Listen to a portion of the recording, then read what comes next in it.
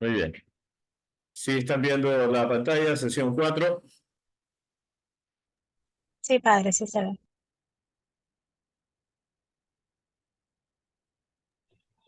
Sí Bien, se ve, padre.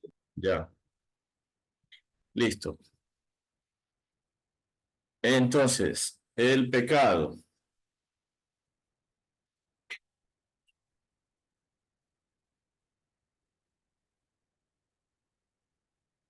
¿Qué supone para nosotros acoger la misericordia de Dios? Acoger la misericordia de Dios supone que reconozcamos nuestras culpas arrepintiéndonos de nuestros pecados. Bien, puede esto ir o va en la línea de aquel texto enigmático que está en los evangelios, cuando Jesús dice que todo pecado será perdonado, excepto la blasfemia contra el Espíritu Santo. Entonces, ¿en qué consiste esta blasfemia? No es que yo lo insulte al Espíritu Santo, eres un tal por cual, sino es el cerrarse a la acción del Espíritu Santo que me hace reconocer mis pecados y pedir perdón. Es decir, ¿cuál es el único pecado que no puede ser perdonado?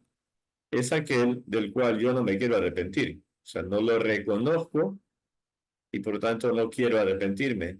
No, o no confío o no creo en la misericordia de Dios. Es el pecado de la desesperación.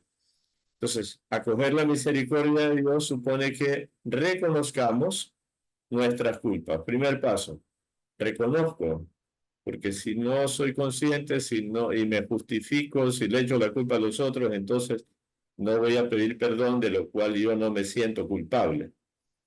Y segundo paso, reconozco que está mal y por tanto me arrepiento. Ese arrepentimiento no necesariamente es algo emotivo, sensible, de lágrimas, puede ser en algunas ocasiones que sí se ve así, pero es ante todo un reconocimiento de que he hecho algo malo que ofende a Dios y no está bien, y o sea, me arrepiento de haber hecho eso, ¿no? Bien, Dios mismo, con su palabra y su espíritu, descubre nuestros pecados, ¿no? Entonces, esa es la luz que nos viene para yo darme cuenta de eso que está mal en mí. Incluso en eso, Dios es compasivo, progresivo, Padre. Dice Santa Teresa de Jesús que si Dios nos dejara ver de golpe todos nuestros pecados, nos moriríamos del susto. Entonces, Dios va iluminando nuestra conciencia y va pasando el tiempo y vamos descubriendo, ¿verdad? Entonces, con su palabra, que es la verdad, y su espíritu que actúa en el interior nuestro, nos va haciendo descubrir, ¿no? Se descubre algo que está escondido, ¿no? Como quien descubre un tesoro, en este caso es descubrir algo malo. Sitúa nuestra conciencia en la verdad sobre sí misma. Ya vimos la conciencia y la conciencia psicológica, estoy despierto, sé que soy Jaime, etcétera, y la conciencia moral, la capacidad de saber, reconocer esto está bien o esto está mal. Entonces, esa luz de la palabra del Espíritu hace que la conciencia se ponga, se sincere en la verdad sobre sí misma, ¿no? No sobre el vecino, sino, no que echarle la culpa al vecino, yo. Y nos concede la esperanza del perdón, ¿no? Es el conocimiento, es la conciencia, es el saber que Dios es infinitamente misericordioso, que su misericordia no tiene límites, como ha repetido algunas veces el Papa Francisco, Dios no se cansa de perdonarnos. Dice, nosotros a lo mejor nos cansamos de pedir perdón, pensamos que ya no hay, pero Dios no se cansa de perdonarnos, ¿no? Entonces, antes de hablar del pecado, el catecismo nos presenta ya digamos, la solución al pecado, ¿no? Bien, entonces, ¿qué es el pecado? Entonces, aquí hay varias aproximaciones. En primer lugar, tenemos un concepto de definición de San Agustín. Es una palabra, un acto o un deseo contrarios a la ley eterna. Ya veremos más adelante el concepto de ley, ¿no? Podemos decir el orden que Dios ha puesto en las cosas. Entonces, ya lo decimos en el yo confieso, he pecado mucho de pensamiento, y ahí entran pensamientos, deseos, de palabra, he dicho algo que no tenía que decir, de obra u omisión. Entonces, el acto puede ser acto negativo o un acto que no hice y que debería haber hecho, ¿no? Entonces, el pecado puede estar afuera o adentro. Puede realizarse de palabra, puede realizarse de obra, o puede estar en mi cabeza y en mi corazón, ¿no? Entonces, por eso el 9º y el 10º mandamiento van a los pensamientos. No necesariamente es solo cuando se consuma el acto, ¿no? Entonces, si yo en mi mente tengo el deseo de ir a robar en una casa, lo tengo planificado, voy a ir a las 3 de la mañana y entonces, pues bueno, salgo, me dirijo, y cuando llego resulta que está la policía dando vueltas por ahí, entonces cojo y me regreso. ¿Pequé? Porque hubo en mí el deseo, la intención, me puse en camino, de hecho, ¿no? Bien, siguiente. Es una ofensa a Dios a quien desobedecemos en vez de responder a su amor. Entonces, el autor de la ley, el autor de la ley eterna, es un Dios que es infinitamente sabio, infinitamente bueno, que es amor, que me ha dado esa ley no para castigarme, no para esclavizarme, sino porque me ama. Es una manifestación de su amor, ese es el sentido verdadero de la ley. Entonces, es una ofensa a Dios a quien desobedecemos en lugar de ponernos en sintonía con Él, en sintonía con su amor. Hiere la naturaleza del hombre y atenta contra la solidaridad humana. Entonces, el pecado, al ser un desorden de ese equilibrio que Dios ha puesto, le ofende a Él. Pero si podemos decir, a Dios no le hace ni cosquillas. O sea, yo no le puedo hacer daño a Dios. Lo estoy ofendiendo, sí. Pero en realidad me estoy haciendo daño a mí mismo y estoy haciendo daño a mi entorno. Porque yo formo parte de ese orden establecido por Dios. En mi ser hay un orden querido por Dios. Y yo lo estoy alterando. El orden mío y el orden de mi alrededor. Entonces yo cojo y le pego una insultada a alguien, me estoy haciendo daño porque yo no he sido creado para eso y le estoy haciendo daño al otro, evidentemente. Y a la sociedad, a todas las personas a las que que quieren al que yo insulté, se sienten ofendidas. Entonces el pecado produce un desorden, un desequilibrio. Por eso es que luego, pues ya al hablar de la penitencia, del sacramento, me arrepiento de la ofensa y tengo que reparar, tengo que volver las cosas a su equilibrio. Ese es el sentido de la penitencia, tanto del sacramento como de las que uno puede hacer por su propia cuenta, como las que nos tocaría hacer en el purgatorio si es que no terminamos de purificarnos aquí. Cristo en su pasión revela plenamente la gravedad del pecado y lo vence con su misericordia. Si yo tengo un dolor de cabeza, pues a lo mejor me tomo una aspirina insuficiente, ¿no? Pero si tengo cáncer, no basta tomarme una aspirina. Se hace falta un remedio más profundo, ¿no? Entonces, la gravedad del mal la podemos ver por la grandeza del medio que Dios ha utilizado para sanar ese mal. Entonces, la pasión de Cristo, la pasión y muerte del Señor, son, digamos, algo que nos hace ver qué grave es el pecado, cuán grande es el pecado, para que Dios haya tenido que hacer este medio para que se nos perdone. Al mismo tiempo, es un medio de un valor infinito, por tanto, el pecado queda vencido con su infinita misericordia. Entonces, está el remedio y nos hace ver lo difícil, lo grave de la enfermedad, llamémoslo así, ¿no?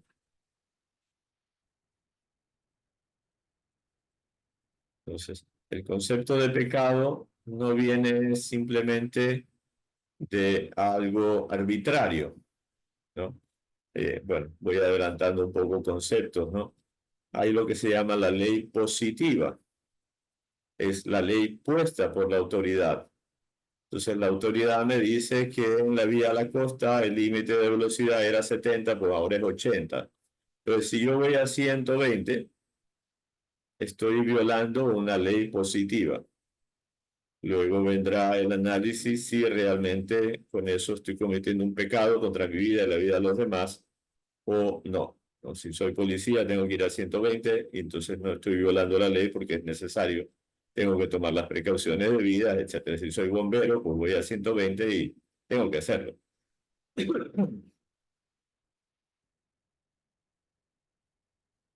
Hay diversidad de pecados. La variedad de pecados es grande. Pueden distinguirse según su objeto. Ya vimos el otro día el qué. ¿Qué hago, no? ¿Qué hago, qué pienso, qué digo? O según las virtudes o los mandamientos a los que se oponen. Entonces, aquí en estos párrafos vamos a ver, se podría decirse, distintas maneras de hacer el examen de conciencia. Las virtudes. Ya vimos las tres virtudes teologales, fe, esperanza y caridad. Las virtudes cardinales, prudencia, justicia, fortaleza y templanza. Entonces, mis pecados van en contra de la esperanza, de la confianza en Dios, van en contra de la prudencia, van en contra de la templanza, porque como todo lo que se me pone por delante, ¿no? Entonces, ahí hay una manera de examinar la conciencia, ¿no? Se pueden también referirse directamente a Dios, al prójimo o a nosotros mismos. Entonces, ahí hay otra área, digamos. ¿Cómo está mi relación con Dios? Mi oración, la misa, mi estudio, mi lectura de la Biblia, cómo lo trato a Dios, qué puesto le doy a Dios. El prójimo, hago todo el bien que debo hacer, lo respeto, le digo la verdad, etc. Y yo mismo, soy responsable en mi trabajo, soy responsable en mis estudios, cuido mi salud, cuido mi vida de piedad, mi vida de oración. Se los puede también distinguir en pecados de pensamiento, palabra, obra y omisión, lo del yo confieso, ¿no? He tenido malos pensamientos, entonces eso, por ejemplo, ya en la confesión del sacramento, tengo que decir qué clase de malos pensamientos. O sea, una confesión nunca puede ser algo general. He tenido malos pensamientos, pero malos pensamientos ¿de qué? ¿Tuviste pensamientos de robar, de matar a tu suegra, de ponerle veneno al perro del vecino, de robar el banco, de traicionar a tu esposa? ¿Qué? ¿O insultaste a Dios en tu pensamiento? De palabra, que fue una mentira, fue un insulto, fue, etcétera. De obra, ¿qué acto hiciste malo? O de omisión, ¿qué cosa buena tenías que hacer y no hiciste? Tengo que ir a misa. Es necesario para mi salvación eterna, para mi vida cristiana. No voy. Omisión, ¿no? Mi abuelita está enferma. nunca la visito. Omisión, ¿no? Padres que descuidan la educación de sus hijos y se dedican a sus trabajos o a sus redes sociales y los hijos botados por allá solo con el celular o con la empleada, omisión, ¿no? Cosas buenas que debo hacer y no hago.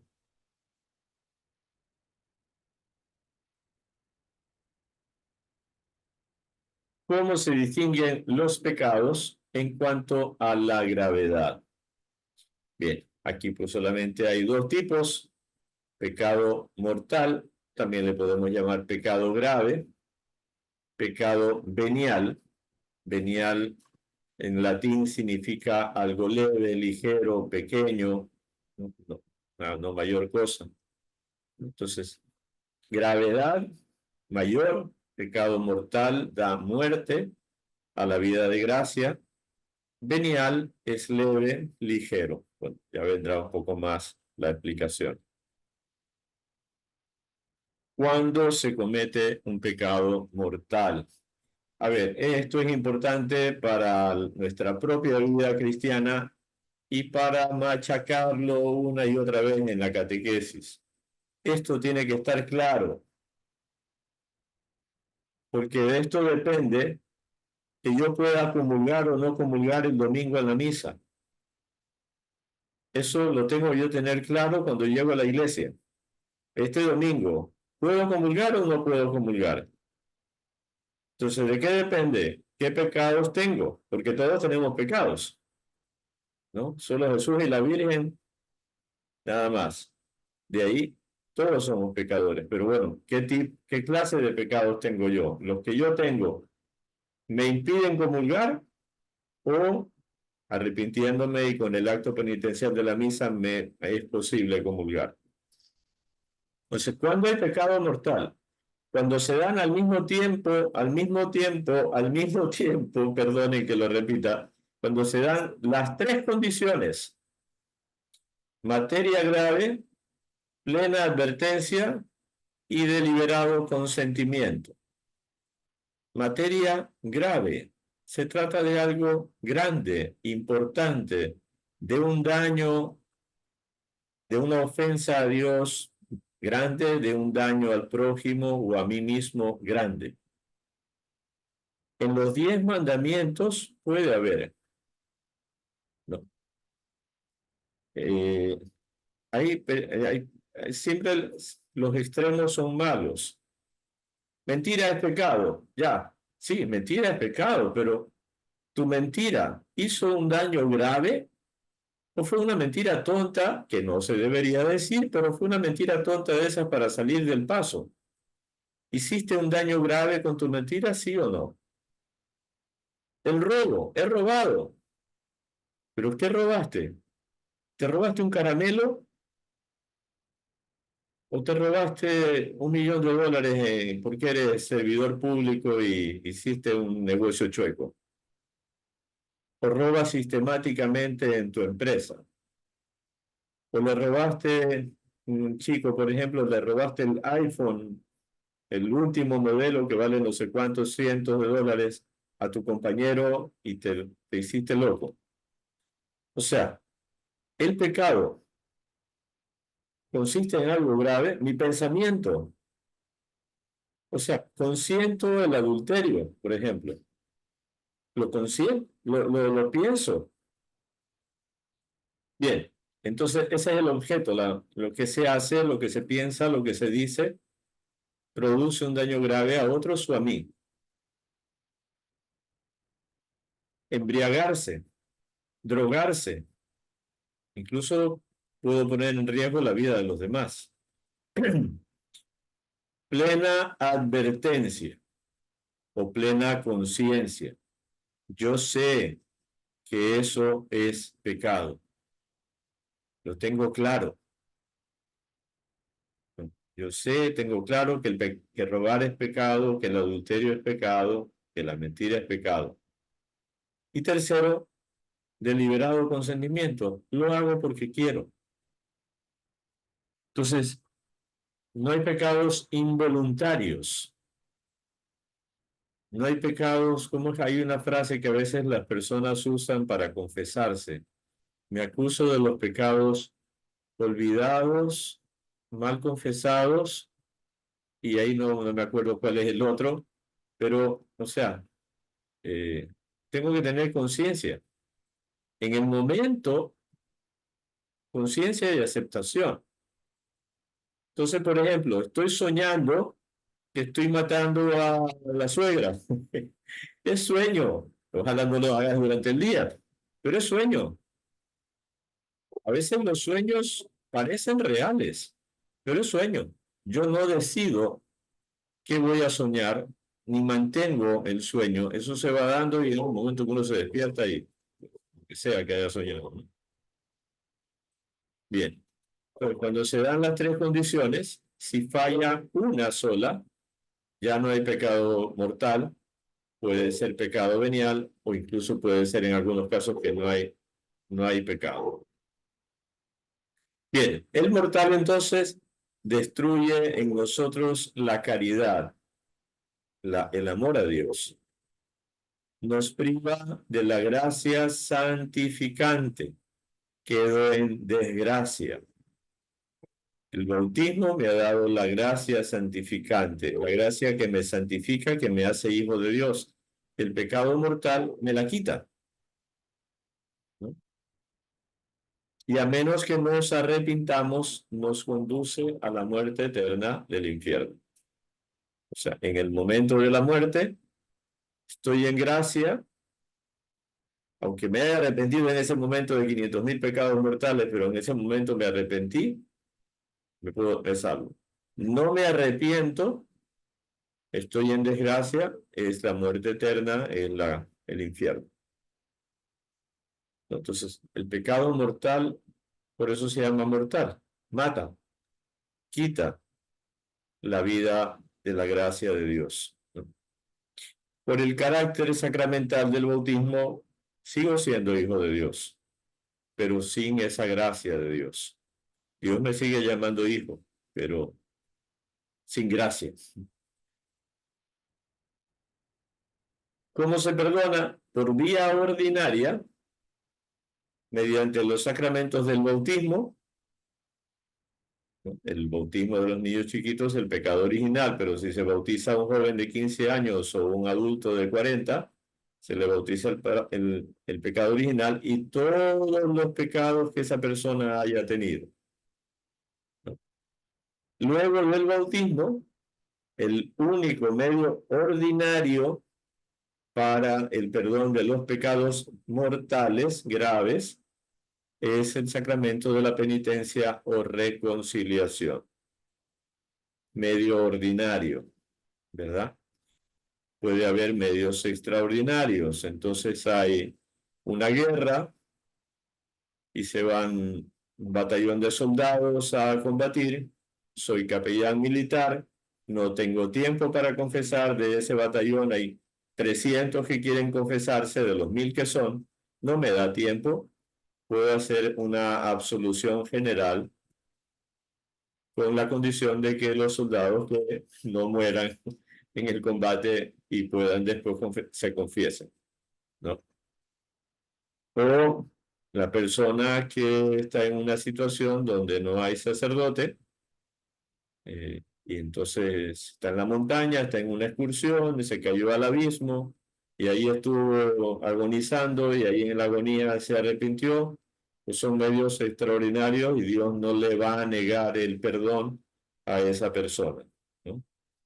Lo que yo decía este domingo en la misa, cuando no nos vienen a buscar la familia del enfermo grave, porque no, todavía no se va a morir, no, porque se va a asustar. Entonces resulta que vienen a buscar al padre, la misa de 11:30 y vienen a las 11:20. Padrecito, que se está muriendo mi abuelita. Dios, miren, pues, con todo el alma lo siento mucho, pero no puedo. Tengo la misa. Ya voy a rezar por ella en la misa. Supongamos que esa persona muere, ¿no? Después de misa voy, pero ya falleció. Bueno, pues si esa persona se arrepiente, Dios no le va a negar su perdón. hay un pecado grave de omisión de la familia por no llamar a tiempo al sacerdote y esperar el último momento. Bien. Entonces, eso era un mortal. ¿Cuándo se comete un pecado venial? Primero, el pecado venial se diferencia esencialmente del pecado mortal. ¿Qué quiere decir? Que no es lo mismo. O sea, en la Biblia, nosotros en la catequesis tenemos esta distinción, pecado mortal, pecado venial. En la Biblia, el 99% de las veces, y quizá más, que se habla de pecado, se entiende del pecado mortal, se entiende de la ofensa grave que rompe la amistad con Dios, que priva de la gracia de Dios, ¿no? Solamente hay, me parece que un par de textos de la primera carta de San Juan donde se entiende pecado venial. Entonces, no es lo mismo, ¿por qué? Porque no me quita la vida de la gracia. Pongamos una comparación, ¿no? Dos personas son amigos y ocurre que alguno de los dos hace algo tan grave que esa amistad se terminó para siempre. Dejaron de ser amigos. Eso sería el pecado mortal. Bueno, para siempre puede ser que después de 3 años se reconcilien ya. Se rompe la amistad, no hay amistad. El pecado venial sería que entre los dos hubo una fricción, un roce, eres un tonto, no sé qué, no sé cuánto, pero después de un cuarto de hora ya pasó y no pasó nada aquí. Entonces no se rompió la amistad. Hubo simplemente un roce, una fricción, algo que se molestaron, pero siguieron siendo amigos. Entonces el pecado venial no rompe la amistad con Dios.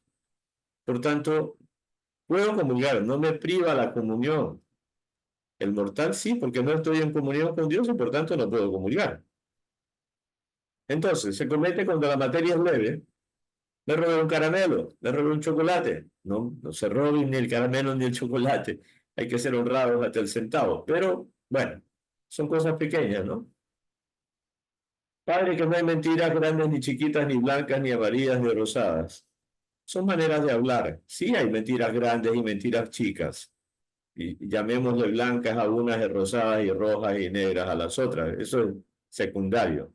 Entonces, ¿la mentira produce un daño grave, sí o no? Entonces, si es leve, pues es leve. No hay que mentir, pero bueno, somos humanos y fallamos. O bien, cuando siendo grave la materia, no se da plena advertencia, plena conciencia o perfecto consentimiento, ¿no? Entonces, bueno, ahí viene realmente sabía, realmente no sabía, cuántas personas que han vivido en una fe muy elemental, una catequesis muy elemental, por eso hay que dar buena catequesis, porque si no vienen después de 20 años, padre, yo no sabía que abortar era pecado, yo no sabía que no sé qué era pecado. Entonces, este pecado, el venial, no rompe la alianza con Dios. Sin embargo, si hace daño, debilita la caridad, ¿no? No me mata, pero sí me debilita. Y de debilidad en debilidad, si yo no le paro, si yo no le presto atención, puede llegar a la muerte. Entraña un afecto desordenado a los bienes creados, ¿no? Un chocolatito más, otro, una cervecita más, otra cervecita, otra más. No hace daño una que otra, no más. Entonces, se va desordenando el corazón y el que comienza robando $5, pues después robará a lo mejor 20 y se va a acostumbrar. Impide el progreso del alma en el ejercicio de las virtudes y en la práctica del bien moral, porque estoy haciendo lo contrario. No estoy practicando las virtudes, sino los vicios.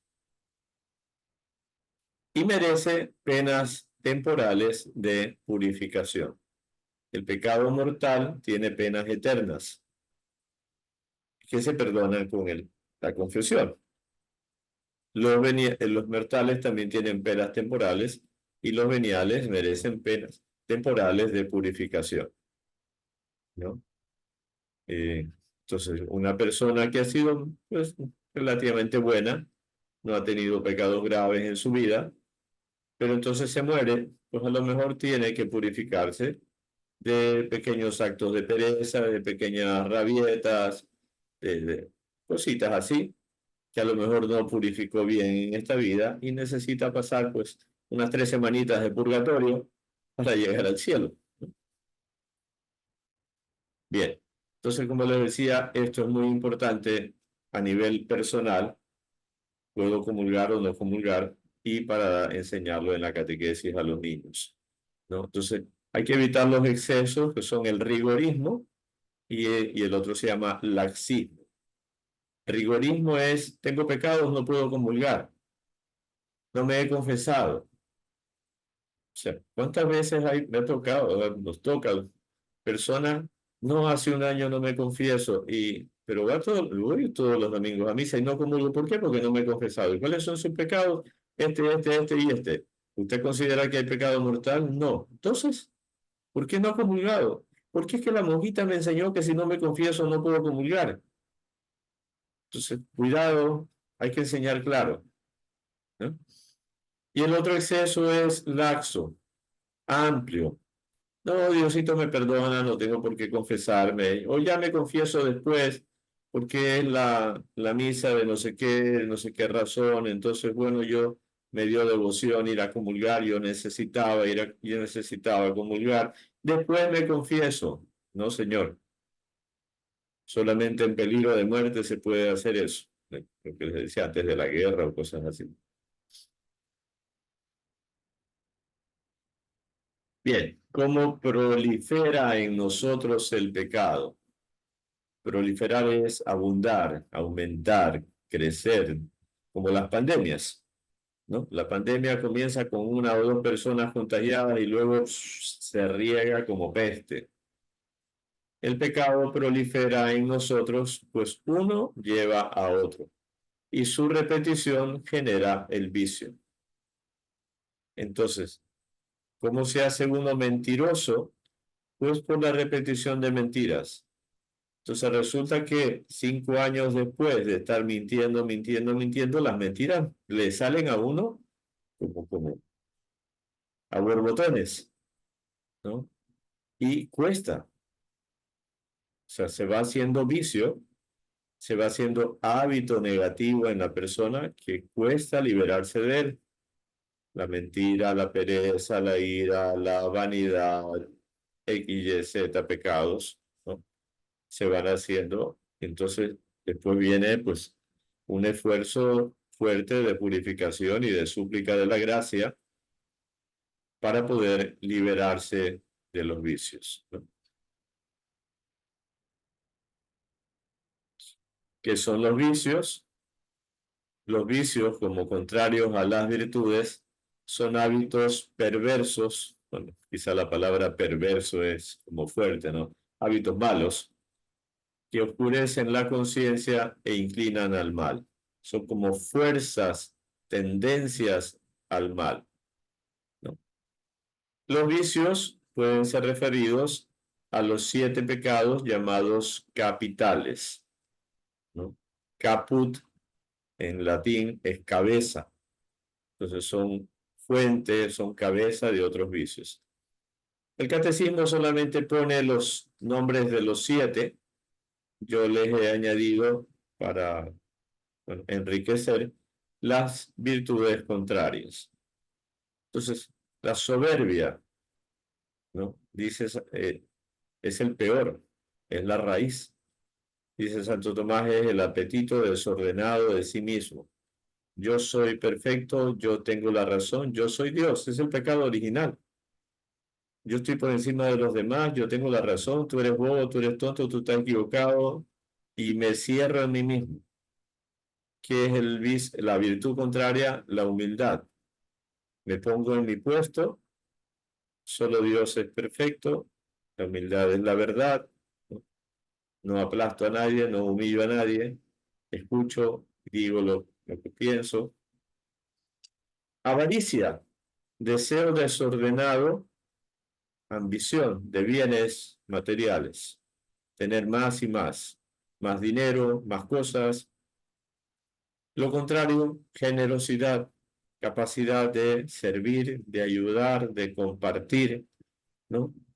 El avaro no da, si da limosna da 5 centavitos y si es posible que dé menos, da menos, ¿no? Lujuria es el campo del desorden del apetito sexual, buscar el placer sexual por sí mismo, al margen de su legítimo orden en el acto matrimonial como acto de amor. Lo contrario es la castidad, ya lo hablábamos el jueves, es la virtud por la que se encausa esta dimensión tan importante del ser humano. Todos somos seres sexuales, todos tenemos esa condición y esa tendencia, pero el ser humano, uno tiene que ser dueño de uno mismo. Entonces la castidad, pues la abstinencia, en el caso de los solteros y los célibes, o el correcto uso dentro de la expresión de amor y de la apertura a la vida de los esposos. Ira es la pasión que rechaza el mal, pero en el caso del servicio es como pasión desordenada. Cualquier cosa y me pongo hecho una furia y insulto y pateo a todo el mundo porque la mínima cosita ya está uno refunfuñando y lo contrario, la paciencia, la capacidad de padecer, ¿no? El calor, el frío, el hambre, los defectos del prójimo, los errores del prójimo, es capacidad de comprender que somos imperfectos, ¿verdad? Y que no arreglamos las cosas a patadas y a insultos. Gula es el defecto, el desorden en la comida o la bebida, tanto por exceso como por defecto. El que come demasiado, fritura, chocolate, cualquier cosa que se ponga por delante, o bebe demasiado licor y se embriaga. O por defecto, no como zanahoria, no como beteraba, no como brócoli, no como verduras. Padres de familia, hay que educar a los hijos. A veces la culpa lo tienen los padres, que al niñito, no es que mi niñito solo come carne apanada con puré y nada más. Entonces está creando a su hijo una persona que no tiene personalidad. Envidia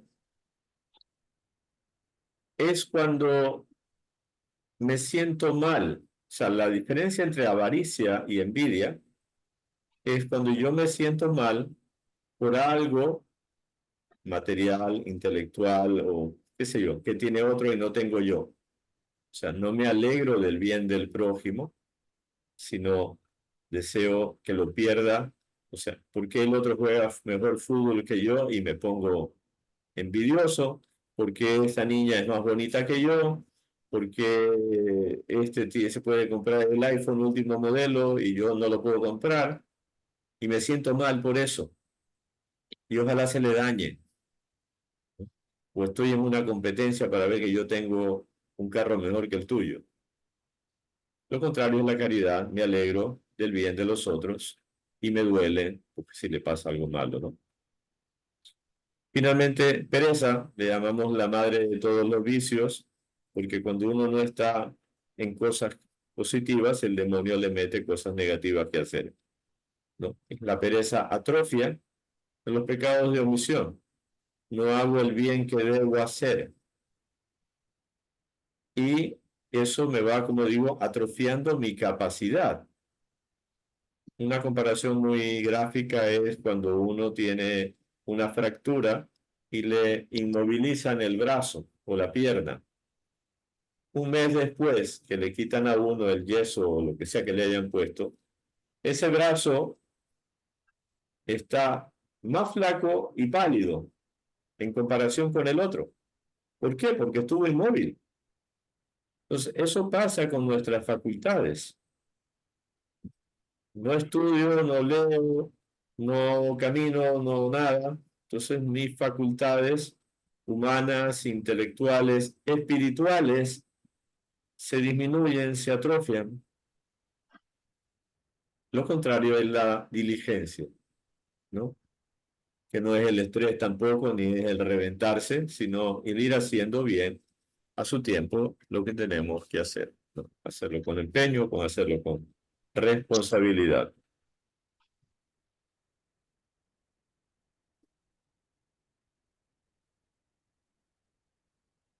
A ver, me ponen una pregunta, padre. ¿Rigorismo es escrúpulos? No. Escrúpulos es puede ser incluso hasta una enfermedad psicológica cuando todo es pecado. O sea, se exagera y se considera pecado, incluso pecado grave, cualquier cosa. Entonces esas personas andan incluso asustadas y quieren confesarse todos los días y varias veces al día a veces, y como digo, a veces se convierte en una enfermedad incluso psicológica. Rigorismo es convertir en pecado lo que no es llamar pecado grave a todo. O sea, lo que decía antes, no comulgo porque no me he confesado. ¿Por qué? Porque tengo pecados, pero ¿qué tipo de pecados tienes? Entonces estoy dándole un valor mayor a lo que yo sé que son cosas pequeñas, pero no me puedo confesar. Eso sería el rigorismo.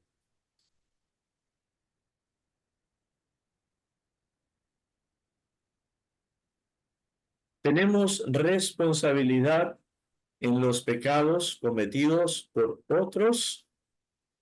Esto es un tema muy importante, es lo que se llama la cooperación al mal.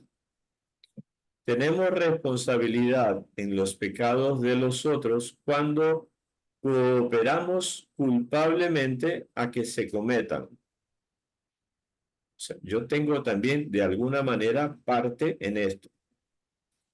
Bien, eso hasta ahí nomás está el compendio. A ver, la pregunta de Delfina se la contesto después, ¿ya? Eh, entonces, esto es el compendio. El catecismo completo está un poco más desarrollado. Entonces, para entender mejor esta cooperación, participando directa y voluntariamente. O sea, yo no jalé el gatillo para matar a tal persona, pero lo acompañé, lo llevé en mi moto. Estoy cooperando directo. Me dijeron, oye, vamos a matar a fulano de tal, tú me llevas, yo lo mato, tú no haces nada, tú simplemente me llevas. Estoy cooperando, ¿verdad? Entonces, por poner un caso de esto, ¿no? Pero en una empresa es uno el que va a hacer su chanchullo y yo también estoy participando, aunque no lo haga directamente.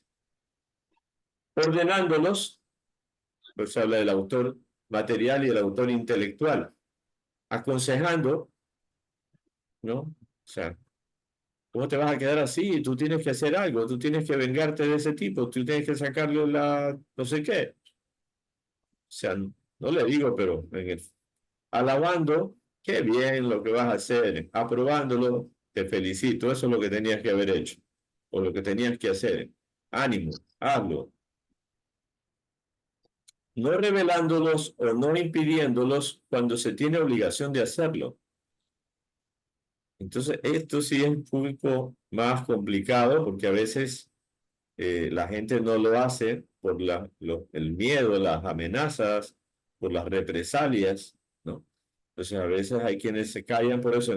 En la gravedad del pecado hay que ver pues todos los condicionantes, ¿no? Pero yo sé que mi hermano está consumiendo marihuana y no le digo a mis padres, ¿no? Yo sé que mi sobrina se escapa de la casa por la noche y se va con el enamorado y no le digo a los padres, ¿no? Entonces, como digo, hay casos que son más delicados y que de pronto está en riesgo la propia vida o la vida de la familia, cosas estas terribles que ocurren ahora. Otros casos así, entre hermanos, entre amigos, entre, qué sé yo, ¿no? Cuando se tiene obligación de hacerlo, ¿no? Sobre todo, pues, qué sé yo, los padres de familia, el jefe, etcétera, ¿no? Protegiendo a los que hacen el mal. Entonces yo escondo al ladrón o yo tapo. Eh, Dile que yo estaba en tu casa la otra noche, ¿no?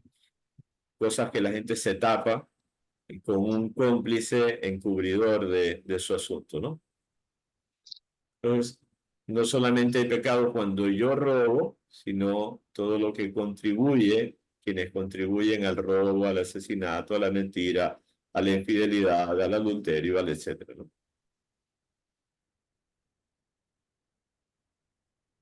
A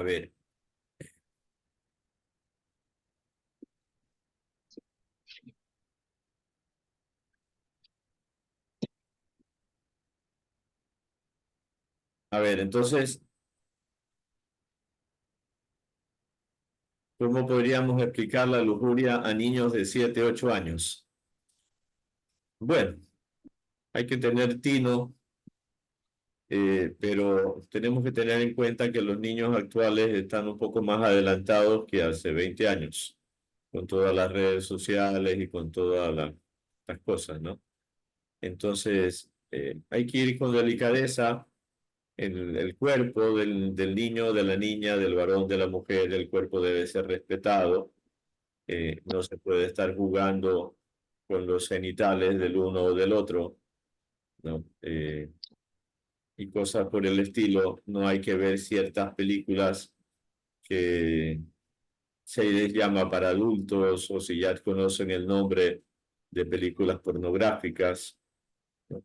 Porque también hay corrupción entre niños, hay adultos que los corrompen, o hay niños que están solos en sus casas o con la empleada y que ven cualquier cosa, y entonces también hay que un poco ayudar, ahí hay que pedirle al Espíritu Santo de la manera muy prudente para no meterlos en lo que no hay que meterlos, pero también que puedan cuidarse, ¿no? En los chicos, apoyar al buceador, no entiendo esa pregunta, no entiendo lo que han puesto ahí.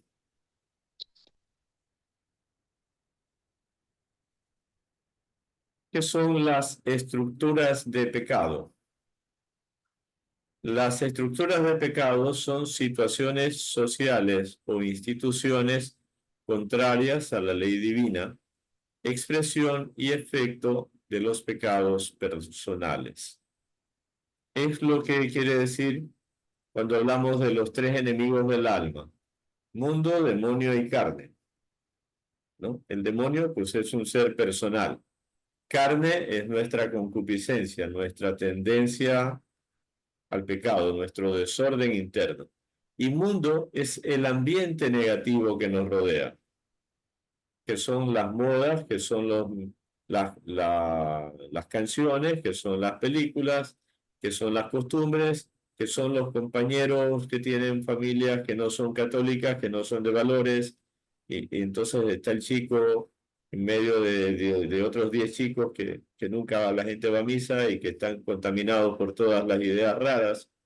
Entonces, ese ambiente, que es la suma de pecados de otras personas que no tienen la conciencia iluminada, pues nos afecta. Entonces, cuando en la misa decimos Cordero de Dios que quitas el pecado del mundo, cuando se dice los pecados, está refiriéndose a la suma de pecados personales. Pero cuando se dice que quitas el pecado del mundo, este es el Cordero de Dios que quita el pecado del mundo, se está refiriendo a todo ese ambiente negativo que Jesús ha venido a vencer, pero que es el trabajo de ir estableciendo el reino de Dios, ¿no?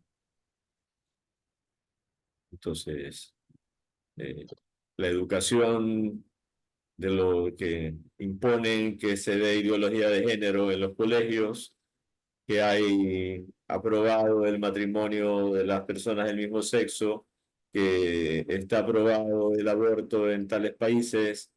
Entonces, todo ese ambiente es lo que se convierte en una estructura de pecado. Así es el sistema, es la frase un poco. Así es el ambiente. Entonces, los cristianos nos toca ir, pues, muchas veces contracorriente. Bien, hasta ahí entonces está la sesión de hoy.